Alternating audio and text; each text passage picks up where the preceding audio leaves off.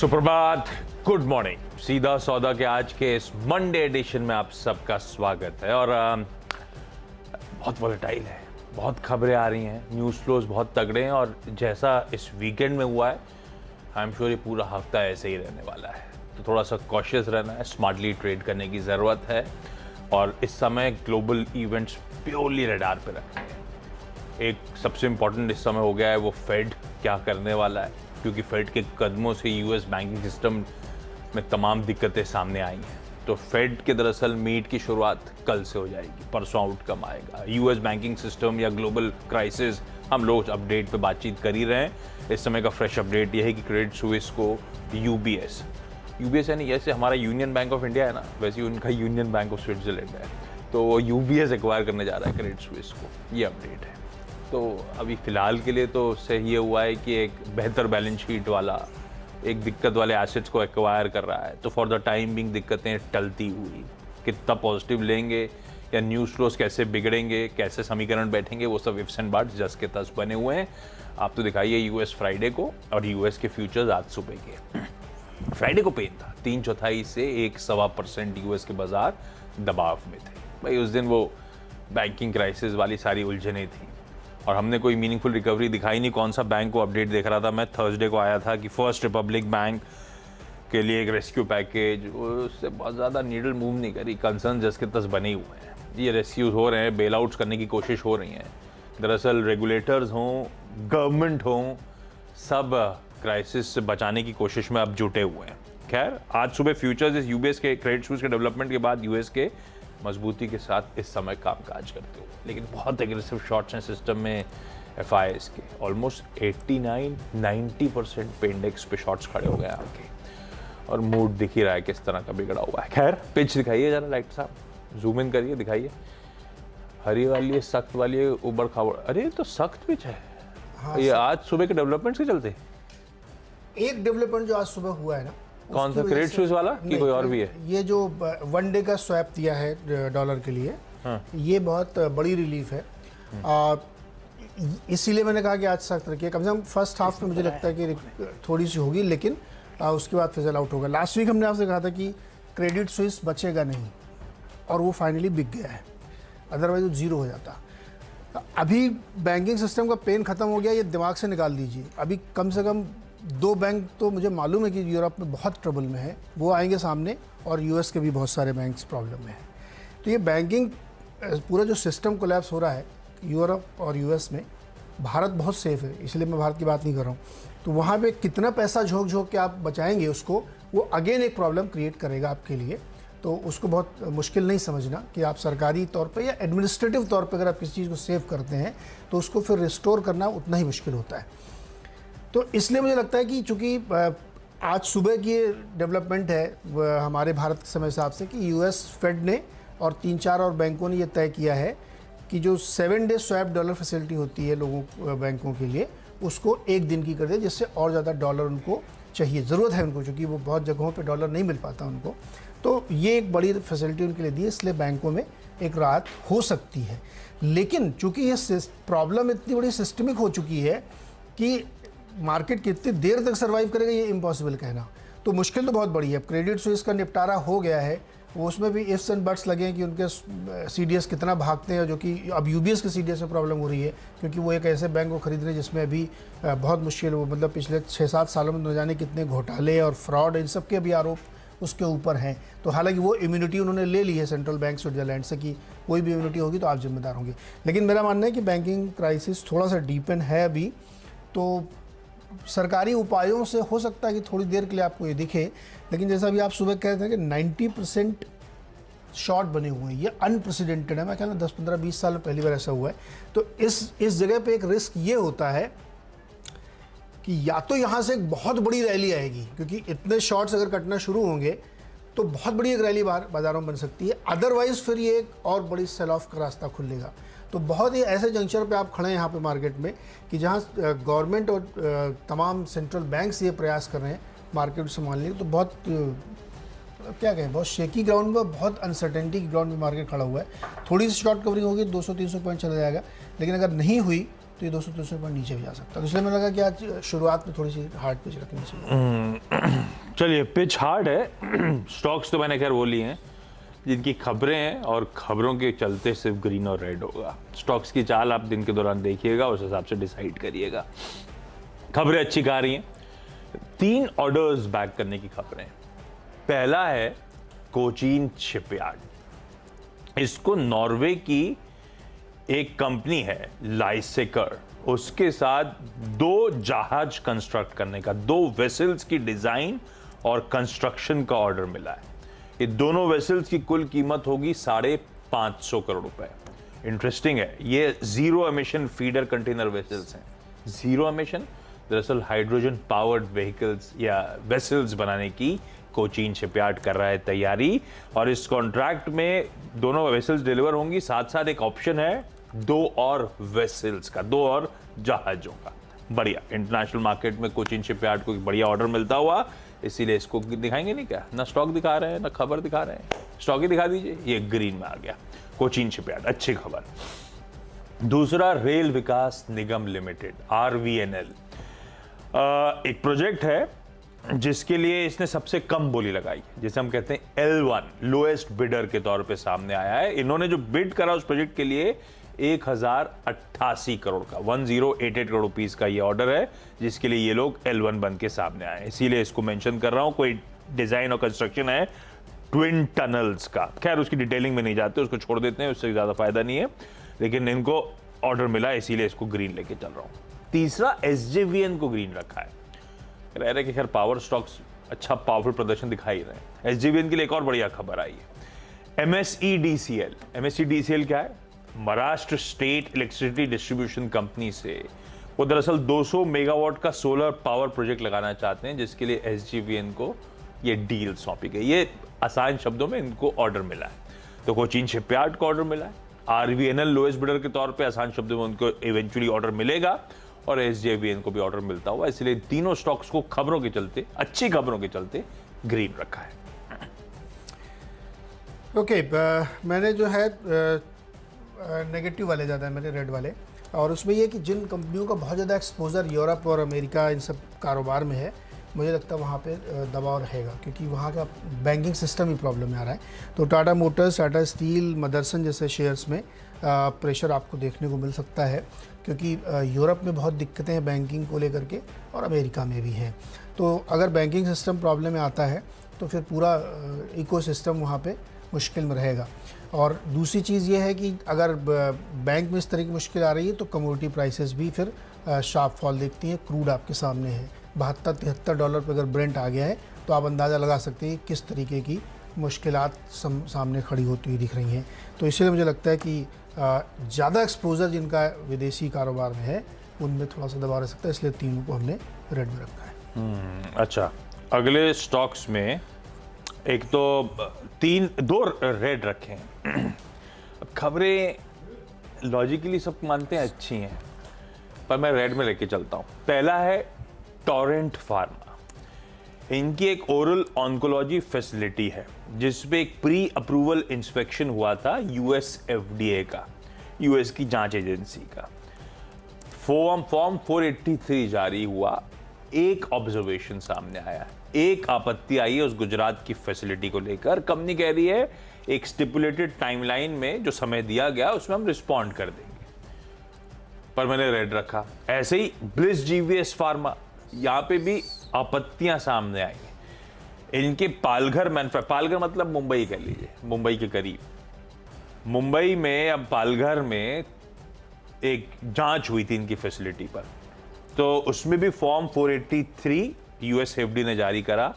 3 observations, 3 आपत्तियां सामने। अब वो कह रहे 3 माइनर ऑब्जर्वेशंस हैं, लार्जली प्रोसीजरल है नेचर में, हम लोग भी रिस्पॉन्ड करेंगे और समय सीमा के साथ शायद अप्रूवल्स मिल जाएंगे। अब बेसिकली कहने वाली बात होती है कि ये ऑब्जर्वेशंस आए, आपत्तियां आई हैं, लेकिन हल्के फुल्के हैं, वो दाग अच्छे हैं, वैसी वाली बात है ये। मैंने रेड रख दिया क्योंकि दोनों आपत्तियां सामने आई हैं, मार्केट का मूड माहौल भी थोड़ा ऐसे ही है।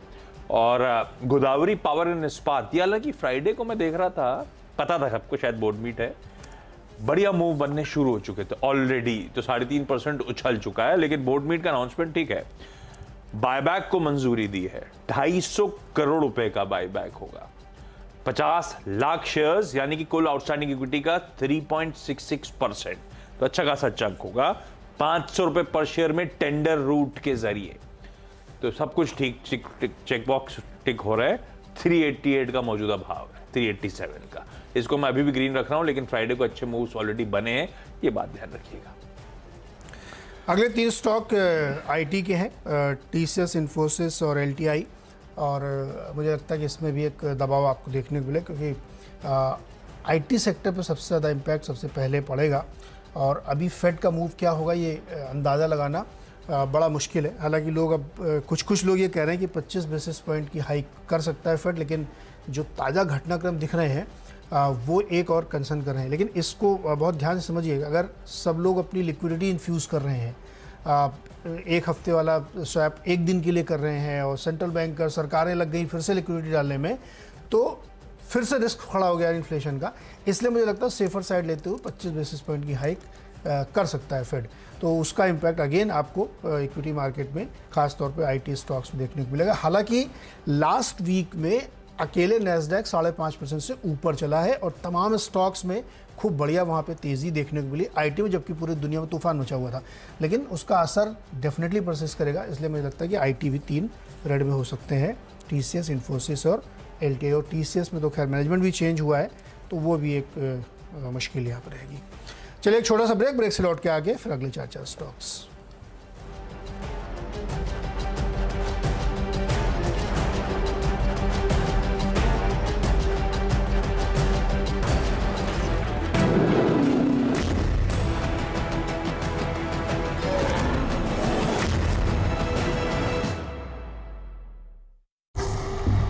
तेरा नाम गूंजेगा तो उठेगा एक तूफान, हिलेगी जमीन, मचेगा घमासान, देखेंगे फिर गेम तेरी। ये है शुरुआत तेरी, अब हर जुबां पे होगी बात तेरी। देखिए पहला Tata women's premier league sports 18 और जियो सिनेमा पर।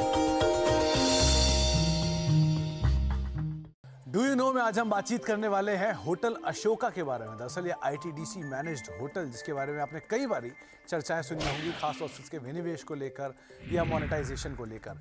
लेकिन कुछ इंटरेस्टिंग फैक्ट की अगर बात की जाए तो दरअसल इस होटल का नाम जो है वो अशोका द ग्रेट के नाम पर रखा गया था, इसलिए द अशोका पहले इसका नाम था, बाद में अशोक कर दिया गया। दरअसल कई साल पहले जब यूनेस्को की इवेंट में पंडित जवाहरलाल नेहरू साहब गए थे, तब उनको लगा था कि इंडिया को भी एक मार्क बनाना चाहिए, और उसी के ही अगले यूनेस्को मीटिंग से पहले उन्होंने सोचा कि भारत को भी एक बढ़िया 5 स्टार वो ज़रूर वहाँ पर जहाँ पर मीटिंग हो पाए इस तरह की एक जगह बना कर देंगे। तो तब उन्होंने इस तरह का डिसीज़न लिया, और उसके साथ ही अशोका होटल की स्थापना के ऊपर कामकाज करना शुरू हुए। लेकिन उस समय पर तो इतनी एमिनिटीज़ नहीं थी, लेकिन विद टाइम इसको डेवलप किया गया और अगली यूनेस्को की बैठक से पहले इसको रेडी भी कर दिया गया। साथ ही साथ ये पहला 5 स्टार और कन्वेंशन हॉल था जो कि इस इवेंट के लिए तैयार किया गया था। पहले अशोका होटल और फिर बाद में अशोक होटल के नाम से ये जाना जाने लग गया। कुछ इंटरेस्टिंग फैक्ट में, ये दिल्ली का लार्जेस्ट पिलर लेस यानी कि बिना खंभों के सबसे बड़ा कन्वेंशन हॉल वाला कोई अगर होटल है दिल्ली में तो वो अशोका होटल है, और एक बड़े स्प्रेड एरियाज़ में यानी कि 11 एकड़ की ज़मीन में ये होटल बना हुआ है। तो अगर आप कभी भी नेक्स्ट टाइम उस होटल की तरफ जाएंगे तो उसका आकार विकार ज़रूर देखिएगा, किस तरह का भव्य होटल ये बनाया गया है। करीब करीब 2 लाख स्क्वायर फीट का यहाँ पर रिटेल और ऑफिस स्पेस है।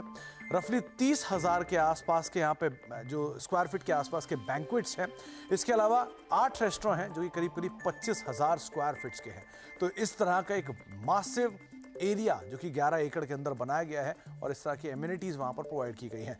कुछ इंटरेस्टिंग फैक्ट में एक बहुत इंटरेस्टिंग फैक्ट ये है कि वहाँ पर एक मैंगो ट्री है जिसको खुद पंडित जवाहरलाल नेहरू ने उस समय पर प्लांट किया था, वो आज भी है, और आज भी उस पेड़ के जो मैंगोज होते हैं उससे वहाँ पर जैम और पिकल जैसी चीज़ें जो आप अगर होटल में यूज़ करेंगे तो वो उसी पेड़ से बने, उसी पेड़ के आमों से बनाकर आपके सामने पेश की जाती है।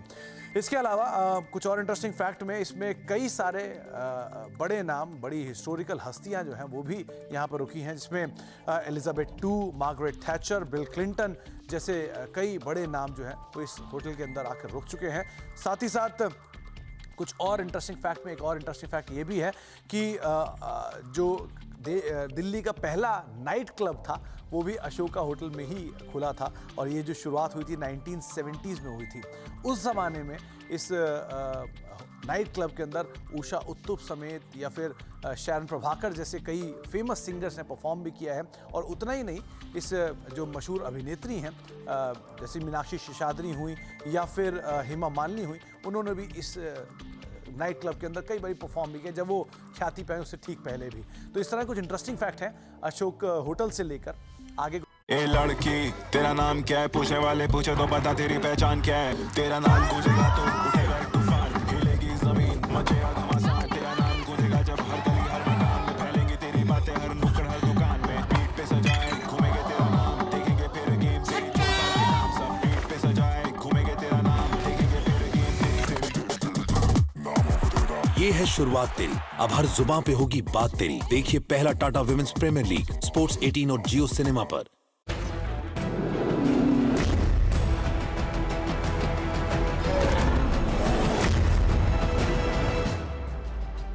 स्वागत है एक बार फिर से। और अगले 4 स्टॉक्स जो मेरी टीम में है उसमें 7वां स्टॉक है बायोकॉन।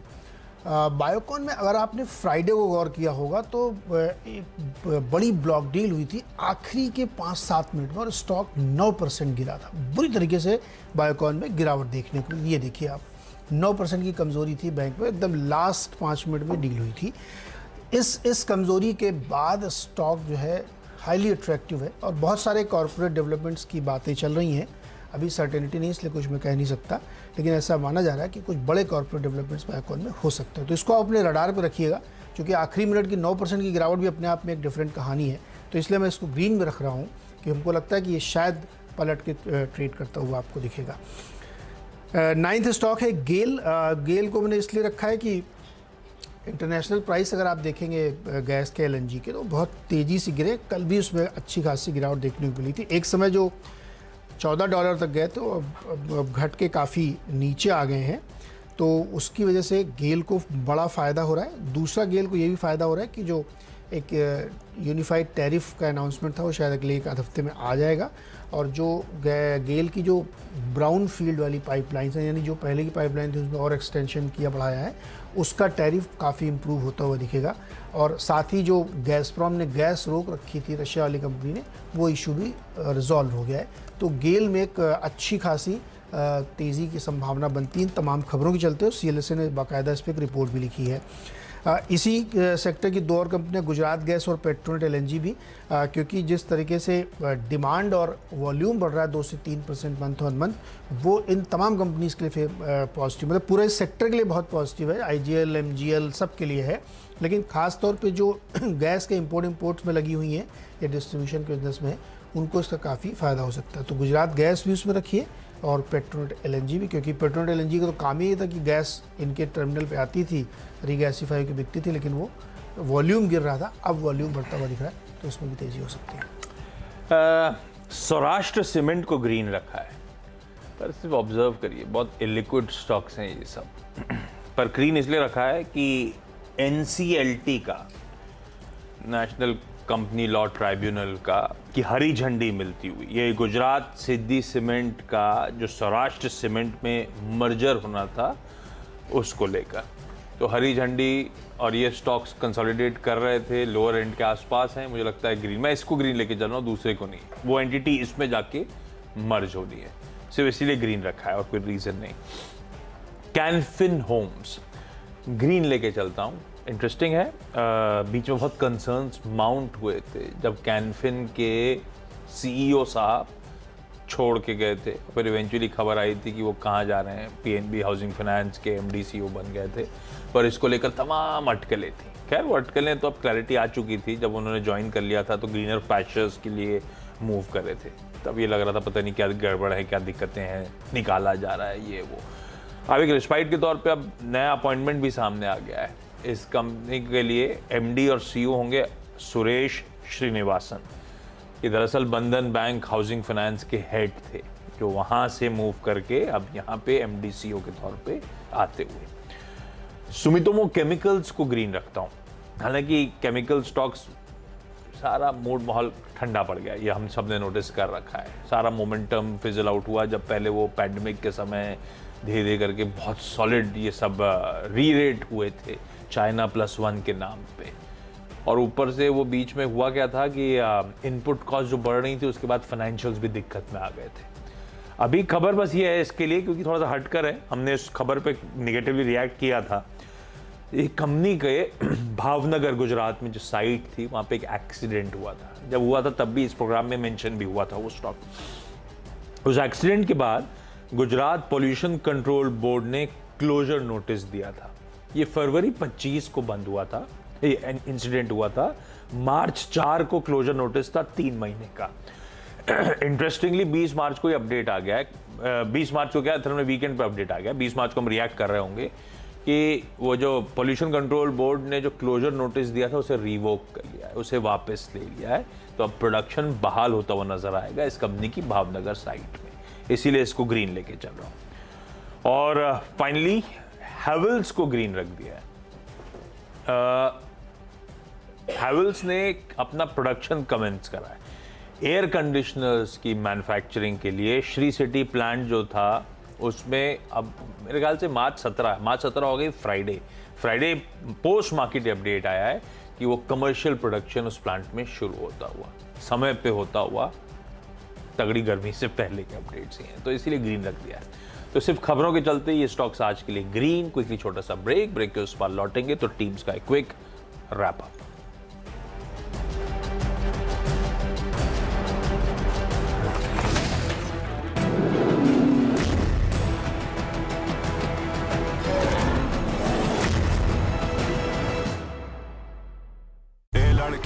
तेरा नाम क्या है पूछे वाले पूछे तो बता तेरी पहचान क्या है। तेरा नाम गूंजेगा तो उठेगा एक तूफान, हिलेगी जमीन मचेगा घमासान। तेरा नाम गूंजेगा जब हर गली हर मकान देखेंगे फिर गेम तेरी से। ये है शुरुआत तेरी, अब हर जुबान पे होगी बात तेरी। देखिए पहला टाटा विमेंस प्रीमियर लीग 4 मार्च से जियो सिनेमा पर बिल्कुल फ्री।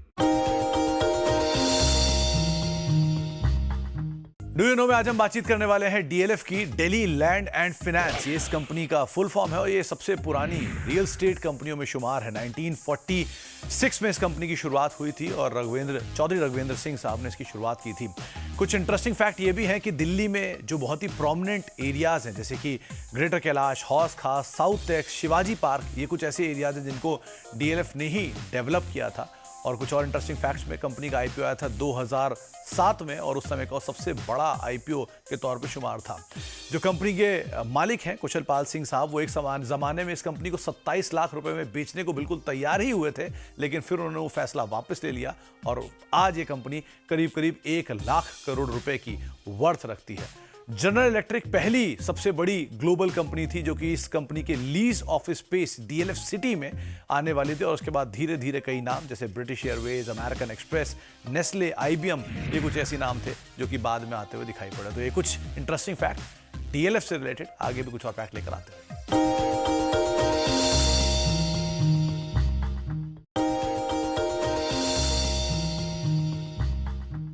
डू यू नो में आज हम बातचीत करेंगे एक मेगा फुटवेयर कंपनी के बारे में, यानी कि बाटा के बारे में। बहुत ही इंटरेस्टिंग फैक्ट ये है कि ज़्यादातर लोग ये बात जानते हैं कि बाटा शायद इंडियन ब्रांड है, लेकिन एक्चुअल में वो इंडियन ब्रांड नहीं है। वो एक चेकोस्लोवाकिया बेस्ड कंपनी है जिसकी इंडियन सब्सिडरी इंडिया में लिस्टेड भी है।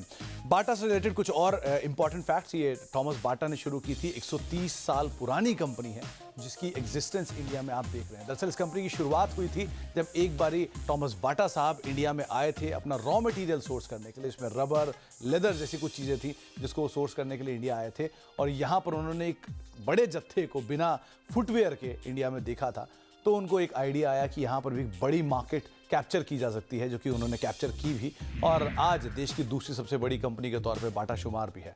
तो बाटा से रिलेटेड कुछ फैक्ट्स आपके सामने, आगे भी कुछ और फैक्ट्स आपके लिए हम लेकर आते रहेंगे। डू यू नो में आज हम बातचीत करने वाले हैं दुनिया की सबसे बड़ी कंपनियों में शुमार एप्पल की। दरअसल एप्पल जो कि हर घर में जाना हुआ नाम है, उससे रिलेटेड कुछ इंटरेस्टिंग फैक्ट्स आपके सामने रखते हैं। एप्पल जो कि दुनिया की सबसे बड़ी कंपनियों में शुमार है, एक समय पर यानी करीब करीब 26 साल पहले एप्पल बैंकरप्सी की कगार पर पहुंच गई थी। जहां पर माइक्रोसॉफ्ट ने, जो कि इनके बड़े राइवल के तौर पे शुमार होते थे, उन्होंने इस कंपनी के अंदर इन्वेस्टमेंट किया था करीब करीब $15 करोड़ का। और उस इन्वेस्टमेंट के बाद से एप्पल की जो स्टोरी है वहां पर रिवाइवल आता हुआ दिखाई पड़ा। इसके अलावा एक और इंटरेस्टिंग फैक्ट कि एप्पल की आज की मार्केट कैप है करीब करीब $2.25 लाख करोड़, जितनी इंडियन जीडीपी या जिसके आसपास इंडियन जीडीपी कामकाज कर रही है। तो किस तरह से एप्पल ने एक बैंक्रप्सी के लेवल से अपने आप को रिवाइव किया और आज इस तरह का साइज बनाया, वो आप खुद ही अंदाजा लगा सकते हैं कि एप्पल की आज की मार्केट कैप इंडियन जीडीपी के आसपास है। तो इस तरह के रिवाइवल यानी कि बुरा दौर कभी भी बदल सकता है और अच्छा दौर कभी भी आ सकता है। इससे एक बढ़िया सबक मिलता भी है। ये कुछ इंटरेस्टिंग फैक्ट जो कि एप्पल से रिलेटेड है। कुछ और फैक्ट भी आपके लिए लेकर आते हैं।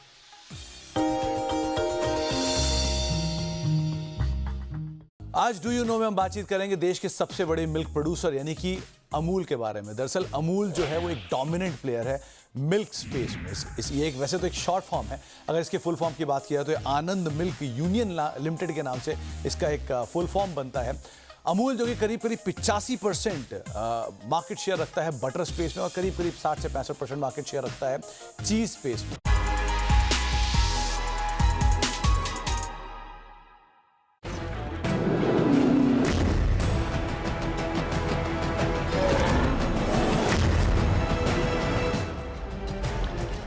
चलिए भाई, ब्रेक के बाद आपका स्वागत है। मेरी 10 की सीधा सौदा की टीम आप लोगों की स्क्रीन पर सब खबरें हैं और खबरों के हिसाब से ग्रीन और रेड है। कोचीन शिपयार्ड, आरवीएनएल, एसजेवीएन सब ने ऑर्डर्स बैक करे। टोरेंट फार्मा, ब्लिस जीवीएस दोनों के प्लांट्स में यूएस एफडीए के इंस्पेक्शंस और दोनों में कुछ आपत्तियां सामने। अब वो आपत्तियां प्रोसीजरल हो नेचर में, ये हो वो हल्की फुल्की जवाब देके सुलझा लेंगे, वो अलग बात है। मैं रेड लेके चल रहा हूँ। गोदावरी पावर इस्पात फ्राइडे को वैसे ही मूव दिखा चुका है, लेकिन बायबैक बढ़िया अप्रूवल आता हुआ। सौराष्ट्र सीमेंट शिफ्ट क्योंकि एनसीएलटी ने एक मर्जर को मंजूरी दे दी। कैनफिन होम्स ने नए एमडी सीईओ साहब को अपॉइंट किया। सुमितोमो केमिकल्स, जो गुजरात का प्लांट एक एक्सीडेंट के चलते शट डाउन था, गुजरात पोल्यूशन कंट्रोल बोर्ड ने हरी झंडी दे दी है, प्लांट ऑपरेशन कमेंस कर सकता है। और हैवेल्स ने अपने एक एसी मैन्युफैक्चरिंग यूनिट में प्रोडक्शन कमेंस कर दिया है, शुरुआत कर दी, एसी लिंक 3। चलिए, मुझे लगता है कि आज बैंक और आईटी इन सब पे खास ध्यान रखना चाहिए और ख़ास तौर पे उन स्टॉक्स पे ध्यान रखना चाहिए जिनका एक्सपोजर बहुत ज़्यादा यूरोप और अमेरिका में है। तो इसीलिए टाटा मोटर्स, टाटा स्टील, संवर्धन जैसे स्टॉक्स में आपको ध्यान रखना चाहिए। ग्लोबल संकेत बहुत अच्छे नहीं उनके लिए। आईटी के लिए भी सेम सिचुएशन है क्योंकि इसी हफ्ते फेड की बैठक है जिसमें रेट बढ़ने की संभावना भी है। बायोकॉन ध्यान रखिएगा, इसमें शुक्रवार को आखिरी 5-7 मिनटों में एक बड़ी ब्लॉक में हेज फंड ने काफ़ी ज़्यादा बिकवाली की है और स्टॉक काफ़ी नीचे करेक्ट हुआ है। तो मुझे लगता है कि वहाँ से अभी स्टॉक रिकवर दिख सकता है। गेल, गुजरात गैस और पेट्रोल ध्यान रखिएगा, सीएलएसए की रिपोर्ट सजेस्ट करती है। हम लोग कई बार चर्चा भी कर चुके हैं कि टैरिफ रिवाइज होने वाले हैं और गैस के इंटरनेशनल प्राइसेस आधे होंगे लगभग दिसंबर से अब तक, तो उसका इम्पैक्ट आता हुआ दिखेगा और वॉल्यूम में ग्रोथ दिख रही। तो गेल खास तौर पर इसका बेनिफिशरी होगा और पेट्रोल एलएनजी पे भी ध्यान रखें।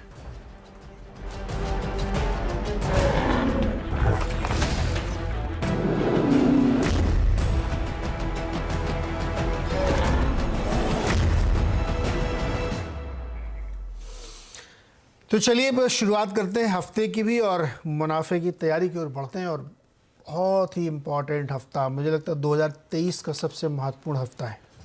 इस 2023 के लिए 4-6 घटनाएं इस महीने होने वाली थी, इसमें ज़्यादातर हो चुकी हैं। एक घटना जो शेड्यूल्ड है वो 22 मार्च की है, वो होनी है। और ये जो रोज़ एक नई घटना अनफोल्ड हो रही है यूरोप और यूएस में, इसके बारे में कुछ भी कहना बड़ा मुश्किल है। अब सुबह सुबह तक भी खबर आ गई क्रेडिट स्विस बिक गया $3.3 बिलियन में। ऐसी बहुत सारे डेवलपमेंट्स अभी भी अनफोल्ड होने बाकी हैं। ऐसे में भारतीय बाजार जहाँ पे इतने भयानक शॉर्ट्स हैं, क्या रुख लेगा, बहुत मुश्किल है। चलिए इसी पे आज हम लोग चर्चा करेंगे मुनाफे की तैयारी में। गुड मॉर्निंग अनुज, क्या मूड लग रहा है आज? Good morning Neeraj ji, good morning Ashish, good morning साहब, good to have you back. और नहीं, आपको याद होगा हमने एक डिस्कस किया था 1 फरवरी वाले दिन की शायद साल का सबसे इम्पोर्टेंट वीक। अब वो ये वाला वीक मेरे ख्याल से ऑलमोस्ट शायद उससे भी इम्पोर्टेंट वीक है। और जैसा आपने कहा फेड की बैठक है, अब ये क्रेडिट स्विस का बेल आउट है, बेल आउट ही कहेंगे, ऑब्वियसली बेल आउट है। तो इसके बाद थोड़ी सी एक रिलीफ रैली है मार्केट में, लेकिन प्रॉब्लम तो है फाइनेंशियल सिस्टम में। और फाइनेंशियल सिस्टम में अगर प्रॉब्लम है तो ऑब्वियसली उसका एक रिपल इम्पैक्ट ग्लोबल मार्केट्स में आपको दिखाई देगा। और ये देखिए आप ग्लोबल मार्केट भी देखें तो ऐसा नहीं कि कोई मार्केट में बहुत बड़ी रैली आ रही है कि ये क्रेडिट स्विस का बेल आउट आ गया तो सब बहुत ज़बरदस्त रैली हो रही है। ठीक है, रैली है, थोड़ी बहुत रैली है, डाउ फ्यूचर्स थोड़ा सा ऊपर हैं, थोड़े से एक दो एशियन मार्केट ऊपर है, लेकिन फिर भी मुझे लग रहा है कि अभी भी क्वेश्चन मार्क्स तो रहेंगे। और इसमें अभी भी प्रॉब्लम क्या है इसमें अभी भी कि नोबडी नोज कि बॉटम कहाँ पर है। और हमेशा एक चीज़ होती है कि जो लास्ट का फेज़ होता है मार्केट करेक्शन का, वो हमेशा सबसे पेनफुल फेज़ होता है। वो पेनफुल फेज़ 1000 पॉइंट का, 2000 पॉइंट का, 3000 पॉइंट का, वो किसी को नहीं पता। ये अब सबको पता है कि इस फेज़ में अगर आप बाय करेंगे तो लॉन्ग टर्म में आपका पैसा बनेगा, लेकिन लॉन्ग टर्म के खिलाड़ी बहुत कम होते हैं, सब शॉर्ट टर्म के ज़्यादातर खिलाड़ी होते हैं। तो इसके लिए लेट्स सी। लेकिन एक चीज़ है, फ्राइडे को सेटअप बहुत ब्यूटीफुली प्ले हुआ। वो पहले सेल ऑन रैली प्ले हुआ और सेकंड हाफ में ज़बरदस्त रिकवरी भी आई। तो उसने एक चीज़ हमको इंटरेस्टिंग दे दी है, फ्राइडे का लो हमारे लिए एक सैक्रोसैंक्ट बना दिया है। और बैंक निफ्टी पर खासतौर से नजर रखें, क्योंकि वहाँ पर ज़बरदस्त शॉर्ट कवरिंग हुई फ्राइडे को। तो ये सब फैक्टर्स हम ध्यान में रखेंगे। और एक चीज़, सिस्टम में ज़बरदस्त शॉर्ट हैं, FIs के 90% शॉर्ट्स हैं और ये लगातार हम एक्सपेक्ट कर रहे हैं कि शॉर्ट कवरिंग होगी, लेकिन हो नहीं रही है। तो अभी 90% पर रुकेगा या कहाँ रुकेगा पता नहीं, किसी को नहीं पता। आंकड़ा 100 तक जा सकता है, ऐसा कुछ नहीं है, आंकड़ों का खेल है। लेकिन हाँ, रैली या टेम्पररी रिस्पाइट जो ग्लोबली प्ले ऑफ हो रहा है, और 2023 का तो पता नहीं पूरे साल का, लेकिन 2023 में अब तक का सबसे इंपॉर्टेंट हफ्ता, क्योंकि पता नहीं किस तरह से सिचुएशन बचे हुए 9 महीनों में और अनफोल्ड होगी। लेकिन हाँ, बहुत इंपॉर्टेंट वीक हमारे सामने, उसकी इंपॉर्टेंस आगे समझा भी दूंगा। लेकिन एक काम कर रहा हूँ, शो मुनाफे की तैयारी की शुरुआत कर देते हैं। कुछ हिंट्स दे दिए कैसे आज के मार्केट में स्ट्रेटेजाइज करना है, कौन से इंपॉर्टेंट स्तर है, लेकिन डिटेल में इनमें चर्चा, ग्लोबली क्या डेवलपमेंट्स हुए इस वीकेंड पे, उन सब पे बातचीत करेंगे। शुरुआत टॉप हेडलाइंस के साथ।